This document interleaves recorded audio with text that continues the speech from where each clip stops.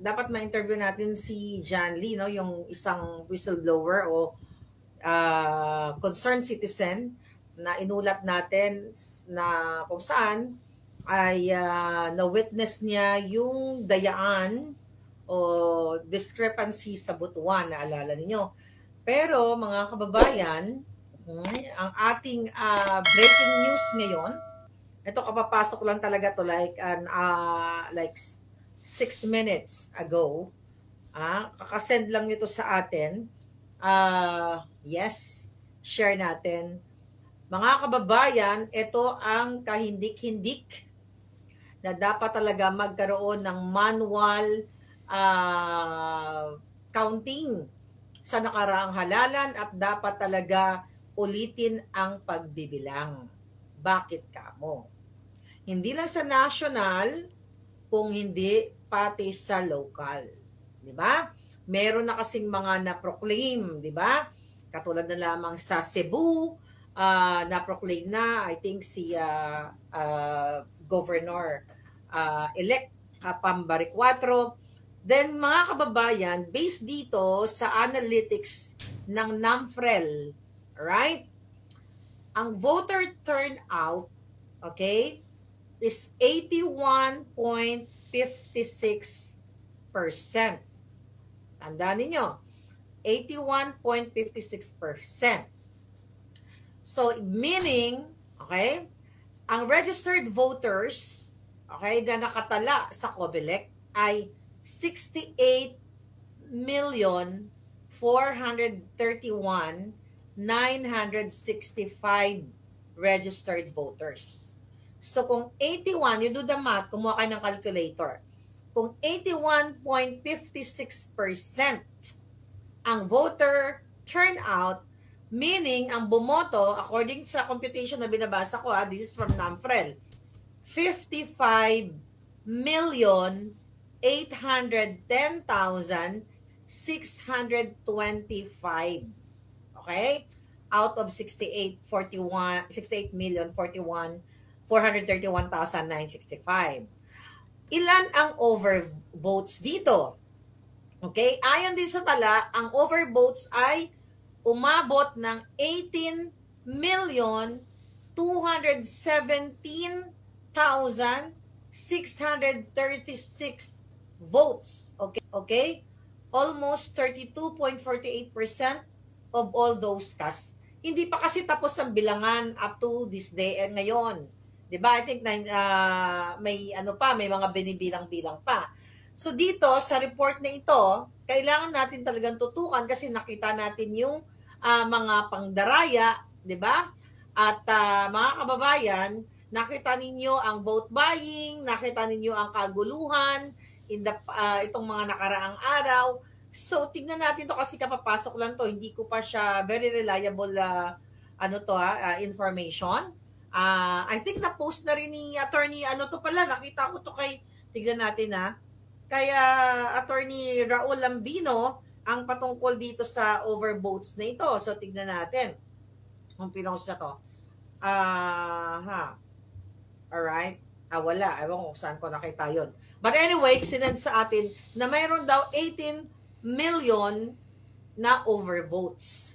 So yan ang titignan natin kasi mga kababayan, 'di ba nagkaroon ng invitation itong bangag na pamumuno at mga bangag diyan sa COMELEC na kung saan nag-invite sila ng European Union doon sa to observe, 'di ba, sa ating election, 'di ba? Ang tawag nila dito? Ang EUEOM, okay? European Union Election Observation Mission, na kung saan inimbita nila, 'di ba, para mag-observe sa nakaraang eleksyon.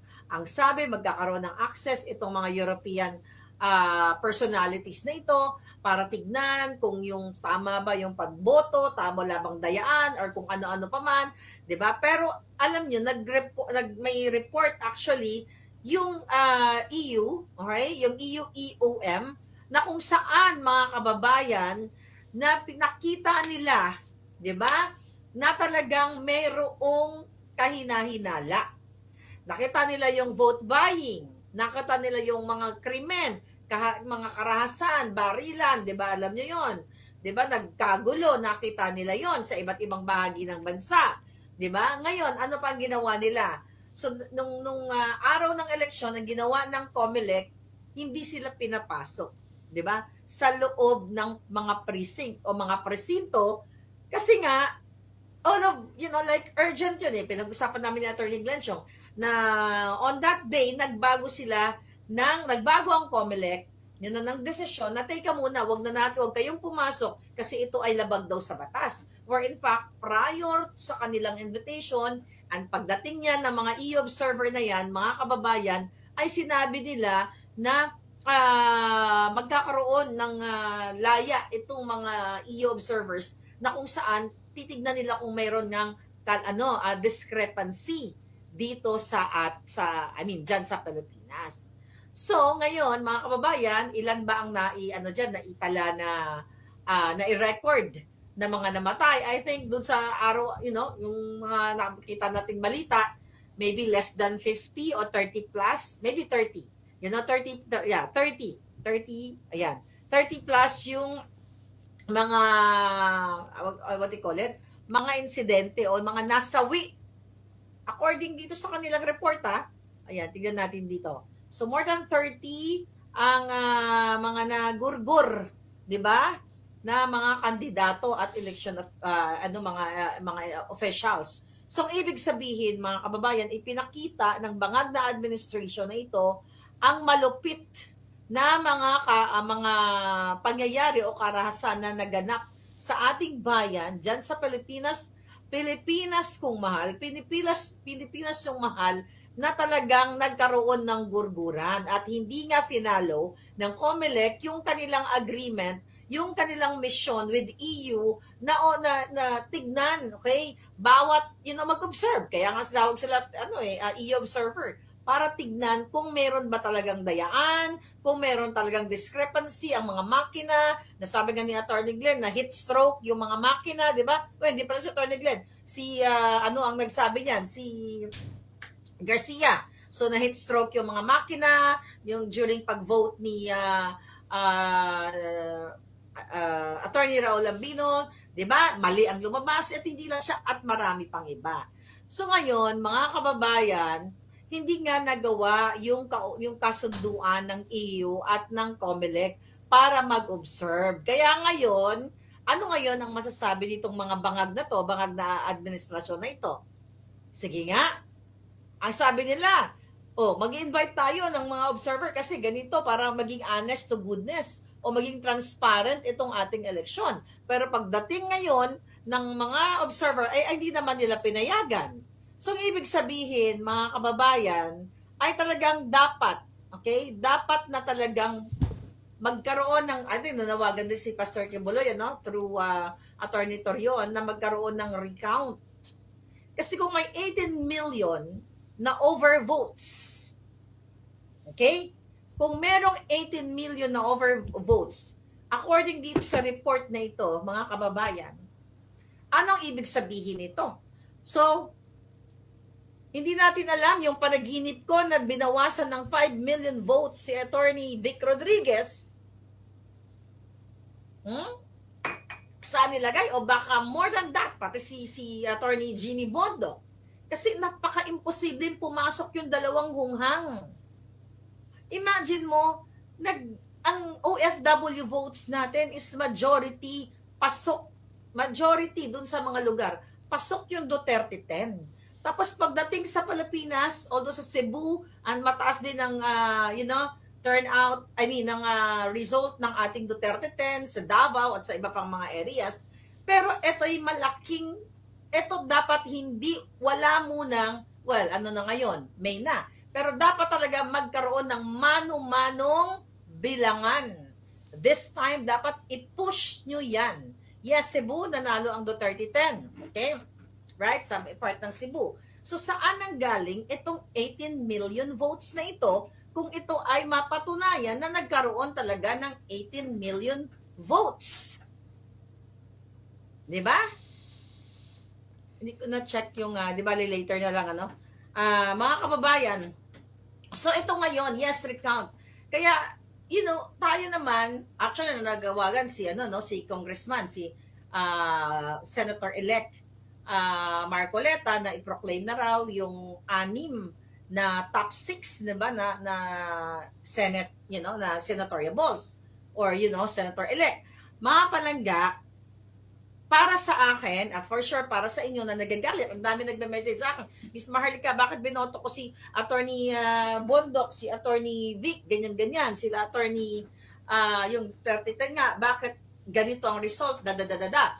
So ngayon, total, nasa batas naman na pwede palang mag-manual recount according to Attorney Torion, di ba? Sinabi ni Attorney Glenchong, bakit hindi bilangin itong boto na ito, based dun sa voters receipt. Ito yung pinag-uusapan namin ni Attorney Glenchong. Kaya, di ba, hinahamon na, pinuntahan na ni Attorney Glenchong si George Garcia sa harap ng COMELEC, hinamon-hamon na siya. Na George, bumaba ka dyan, eto, nandaya kayo, sa butuhan pa lang, May 6 pa lang, nagkaroon ng testing and sealing. Ang ibinoto ng mga kandidato ay si Mayor for Ching Plaza, then yung kanyang 9 councilors, din ang lumabas yung kandidato ng mga bangag. Di ba? Ang yabang-yabang ng mga bangag na yan eh. Kung nagsisinungaling, di ba? Si Attorney Glenn at si John Lee Tudor, di ba? Kung siya nagsinungaling, dapat kinasuhan sila. Ang ginawa nga, di ba? Binigyan ng show cause order. Okay? Binigyan ng show cause order si John Lee, tapos nung pinuntahan ni John Lee, okay, na tinanong niya kung ano yung reklamo sa kanya, wala, pina-recall or pinatigil ng COMELEC, kumbaga, hindi pinatigil, hinold o hindi na tinuloy yung pagkakaso o pagbigay ng show cause order dito kay John Lee, diba? Okay, kay John Lee, kasi nga, mga kababayan, alam nila na nagsasabi ng totoo itong si John Lee. So, ngayon, okay. Yeah. John Lee Boladaco. Okay, John Lee Boladaco. So, ito ngayon, mga palangga, ay, nako, talagang nakakagigil itong nangyayari. Sabi nito, even si Atty. Lubinoy, iba daw yung nabas sa resibo niya, sabi niya. Ayun na nga, mga kababayan. Ang dami namang discrepancy. Hindi tayo gumagawa ng kwento dito, may mga testigo. So, dapat hindi mo na i-proclaim. Okay? Dapat ang unahin ng COMELEC ay magkaroon ng recount at mismo yung EU.